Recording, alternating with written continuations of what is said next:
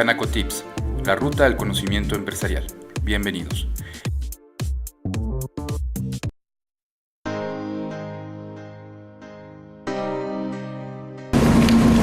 Pues señores, buenas tardes. Como han visto hasta el momento, todo lo que se ha platicado es para aplicarse en 2015. Pero no hay reformas fiscales. Así es que no se preocupen.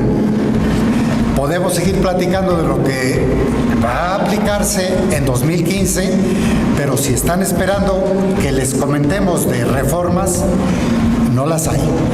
Son aplicaciones, pues, necesarias para que ustedes estén al pendiente. ¿Qué es lo que es nuevo? Pues es la miscelánea fiscal, que salió publicada el 30 de diciembre de 2015 y para lo cual estamos realizando un seminario el día 30 de enero con la finalidad de darles más detalles. O sea, ver ese instrumento normativo al cual el fisco lo toma como si fuera la cumbre de la pirámide jerárquica, que no lo es, y sin embargo, para efectos de los criterios del SAT, la miscelánea fiscal es el ordenamiento pues más importante, porque si no cumplimos lo que dice la miscelánea, nos vienen conflictos. Desde luego esto fue dicho en forma irónica. Primero está la Constitución, después están las leyes y al final están las circulares y la miscelánea. Pero para el fisco está como que al revés. Primero su miscelánea y al final la Constitución. Por eso es importante conocer lo que dice este documento. Hay circunstancias necesarias de conocer porque este 2015 viene violento por cuanto hace a las obligaciones de los contribuyentes. 1. Mandar la información contable por internet. Todos los días aparece normatividad novedosa. Necesitamos saber cómo está, cuando menos cómo estaba ayer la obligación de mandar la contabilidad. Tenemos el formato 76, que es el de la información de operaciones vulnerables y que tiene un fundamento en un artículo 31A del Código Fiscal de la Federación que entró en vigor el año pasado. Sí, claro, pero ahora, 2015, es cuando estamos viendo que entra en vigor. Esta disposición del 31A es una disposición excesiva. Es una disposición en donde el Poder Legislativo le dejó al SAT, a las autoridades fiscales, un poder omnímodo. Dice el 31A, los contribuyentes estamos obligados a presentar los formatos con la información que nos pidan las autoridades fiscales. Ah, caray. Y si nos pide saber a qué hora cerramos la puerta, a qué horas vamos por el pan, lo que tú quieras nos puede pedir.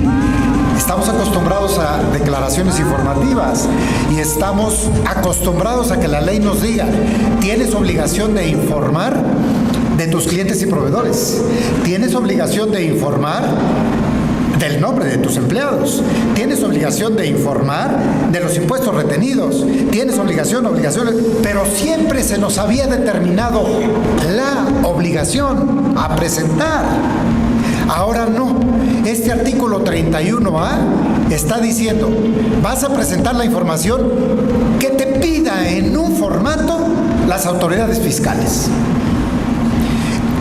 Eso nos lleva a la especulación de que la autoincriminación va a ser de todos los días.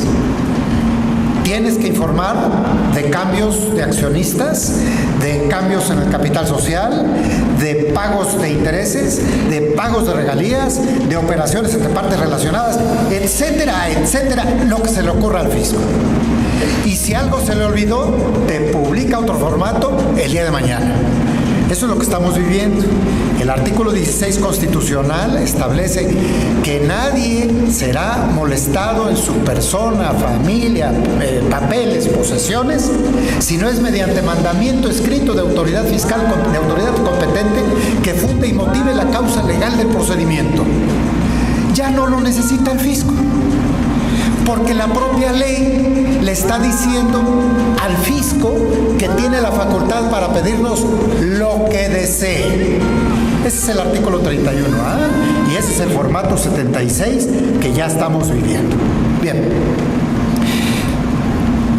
El tema que a mí me tocó platicar hoy es el estatus de los juicios de amparo que se promovieron contra la reforma fiscal 2014. Y esto es de actualidad en virtud de que viene la nueva posibilidad de ampararse por parte de los contribuyentes si la reforma les ha afectado. Un primer amparo es concretamente el rechazo, bueno, primero el que dice la Filmina, el de mandar la información contable por internet. Esta es una disposición que está en el artículo 28, fracción cuarta del Código Fiscal, y nos obliga a todos, como ya platicaron los anteriores expositores, nos obliga a todos, dependiendo del nivel de ingresos para determinar la fecha, a mandar la información contable. Así leyéndolo, pareciera que es una norma sin que nos cause afectación. Tenemos la información contable en nuestras empresas. Pues sí, pero ahora hay que mandarla a la página. Iba a decir otra cosa, no, hay que mandarla a la página. A ver quién la va a leer, para empezar. ¿Y para qué quieren esa contabilidad? Perdón, ni siquiera es contabilidad. La información contable, ¿para qué? Si ya tienen los FDIs que pueden armar y cruzar perfectamente con las declaraciones informativas de clientes y proveedores. Inclusive pueden cruzar información. Ahora, ¿para qué quieren esa otra información contable? En adición a los primeros amparos que promovimos fue porque el contribuyente o quejoso en el amparo se preguntaba, oye, ¿esto me va a generar alguna molestia? ¿O mandarla? No. Pero pedirte informe sí. Y vas a ver lo que es bueno por la revisión electrónica, que te estén pidiendo información constante. Los auditores que actualmente revisan o revisaban los dictámenes de contador público se quedaron sin trabajo. Así como los contadores públicos se quedaron sin trabajo porque ya no es obligatorio el dictamen, los auditores de Hacienda también. ¿Dónde creen que lo van a poner? Pues en revisiones electrónicas. ¿Y saben qué van a revisar? La contabilidad que vamos a mandar. Alguna empresa que es del sector financiero me dice, ¿sabes por qué deseo ampararlo? Porque la Comisión Nacional Bancaria me pide en 250 días hábiles 250 informaciones. En una semana me pide 3, en la otra semana me pide 7, en la otra semana me pide 2, pero siempre me están pidiendo. Y ahora con la información por internet, ¿qué crees? Que también te van a seguir pidiendo información. Dije sector financiero porque ellos tienen esa doble problemática de enfrentar no solamente a la autoridad SAT, sino a las autoridades reguladoras del medio financiero. ¿Y qué pasa con todos nosotros? Que vamos a enfrentar la información electrónica y por ende la información que nos van a estar solicitando, el requerimiento constante mediante el buzón tributario. Eso es lo que nos viene. Jurídicamente, ¿qué significa?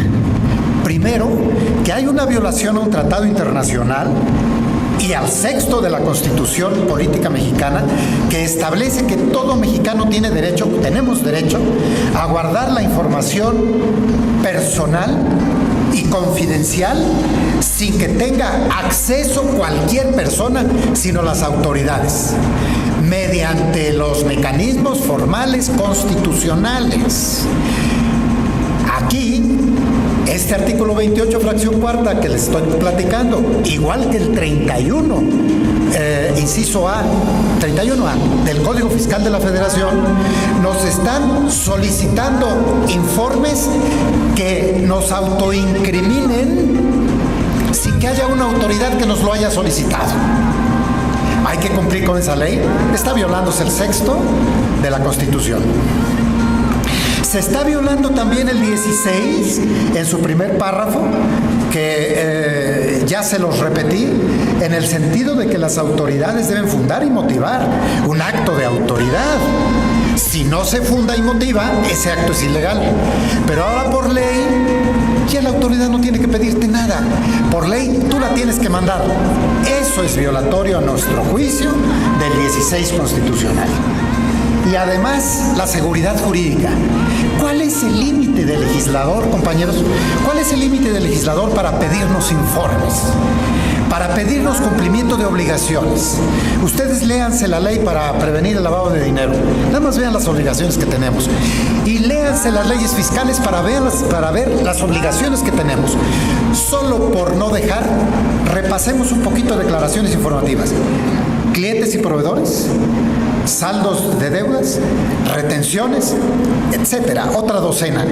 Pero además presentamos declaraciones anuales y declaraciones trimestrales y declaraciones mensuales, que no le basta al fisco con esa información. Y además presentamos CFDI por nuestros ingresos y CFDI por los de nuestros trabajadores. No le basta al fisco con eso. Ahora también hay que mandar la información contable. Está en la ley. ¿Hasta dónde llega por la seguridad jurídica la posibilidad de que el Poder Legislativo pueda seguirnos imponiendo obligaciones ad infinitum? Ese es otro de los argumentos del amparo. No se vale que nos estén pidiendo tantas cosas. Tal parece que en México lo importante es llevar un control administrativo eficiente para no tener consecuencias fiscales. Oye, si eres empresario, ¿qué te interesará más? Estar llevando esos controles y por favor, contador, si no lo haces, te jalo las orejas y te disminuyo el sueldo y cada vez más obligaciones y el pobre contador está, oye, ya no aguanto, ya no puedo con tanta información y además quieres que lleve el costo de lo vendido. Los amparos están promovidos en una cantidad como de 11 o 12 mil amparos en toda la República en contra de enviar la contabilidad.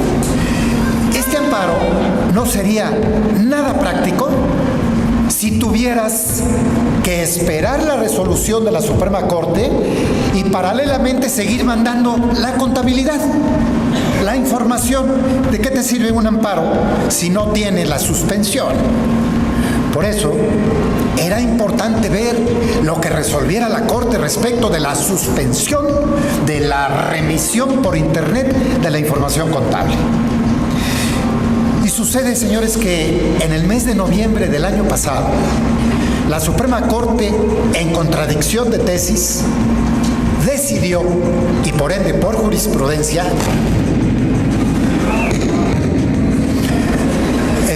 hagan caso omiso a todo lo que les dije, presenten su información.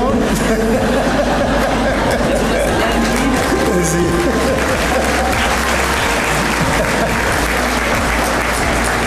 No, si no es miedo. Perdón, bajaré el tono. Si fuera yo profesor no me preocuparía, pero bueno. La Suprema Corte en noviembre del año pasado dictó una jurisprudencia en donde dice: no se vulnera el orden público ni las disposiciones de interés general al conceder la suspensión a los quejosos para que no manden la contabilidad por Internet. No se vulnera el hecho de que no lo manden porque la autoridad tiene expeditas sus facultades para solicitarnos la contabilidad, pedirnos informes y seguir por nuestra parte cumpliendo con todas las obligaciones fiscales. Efectivamente, nosotros vamos a seguir cumpliendo como hasta la fecha lo hemos hecho. Como hasta la fecha vamos a seguir cumpliendo. Solo estamos hablando de la información contable por Internet. La Corte resolvió, pues, que como estamos con tantas obligaciones y la estamos cumpliendo y el fisco tiene la posibilidad, ahí sí, por el 16, primer párrafo de la Constitución, que tenemos obligación de presentarle la contabilidad cuando nos la pida, que no le afecta al interés público el que nos concedan la suspensión. Aquellos que se fueron al amparo, algunos les fue concedida la suspensión, otros no, había contraposición de criterios. Ya la Corte lo resolvió. Ahora, cada asunto en particular deberá resolverse. ¿Y qué pasa con los que no se fueron al amparo? Sucede que tienen la oportunidad ahora de irse al amparo dentro de los 15 días siguientes de que apliquen la ley. ¿Cuándo es ese periodo? Ese periodo es a partir del 3 o 5 de marzo, dependiendo de la situación de ustedes en que deban mandar la contabilidad, porque en enero, este enero que está corriendo, se debe presentar en marzo. La va a tardar el 4 de marzo. La fecha me puede fallar, puede ser el 3 de marzo. Deben presentar la información contable por Internet. Si la mandan por primera vez, están aplicando la ley y tienen 15 días para irse al amparo. Si la mandan y no se van al amparo, consintieron con la ley y ya tendrán que seguir aceptando la aplicación del artículo 28, fracción cuarta del Código Fiscal de la Federación. Bueno, ese es el primer tema. El otro tema es los amparos contra la reforma fiscal 2014.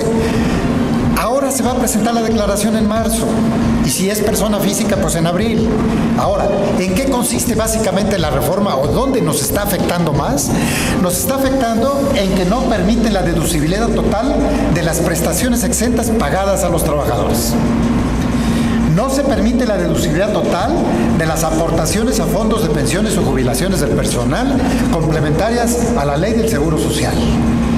Y tampoco se permite la deducibilidad, ese sí, ni nada de deducibilidad de las cuotas obreras pagadas al Seguro Social absorbidas por el patrón. Estos son, a mi juicio, los tres primeros conceptos, independientemente de que hay otros agravios, como es el caso del límite de las deducciones de las personas físicas, que se haría valer hasta que se presente la declaración en el mes de abril de 2015 por el ejercicio de 2014. Bueno, ¿qué pasa aquí? Señores, ¿hasta dónde es justo que la empresa pague a los trabajadores prestaciones que la ley exime? No que el patrón exima. El patrón paga las prestaciones que la Ley Federal del Trabajo le obliga para pagar a sus trabajadores. Es una deducción normal, estrictamente indispensable, estructural en los términos de la Corte. Si no pagas la nómina, la empresa puede seguir funcionando. Pues en el impuesto sobre la renta, la contestación es evidente. La nómina es un gasto estrictamente indispensable y debe autorizarse su deducción total.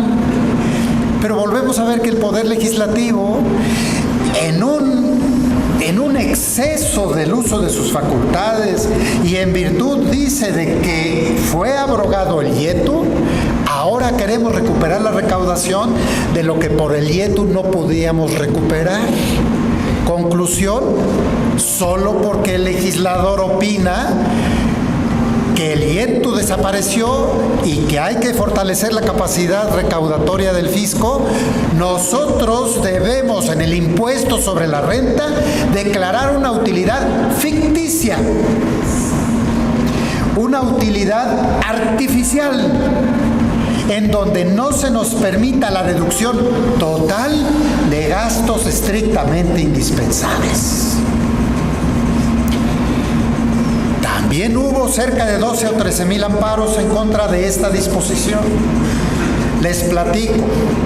en virtud de que fueron muchísimos amparos que llegaban a los juzgados de distrito actuales, los juzgados de distrito no podían hacer su trabajo, el normal, de los amparos normales, por la cantidad de amparos que se promovieron contra la contabilidad electrónica y contra estos, e inclusive contra el hoy no circula y contra una serie de disposiciones administrativas del Distrito Federal.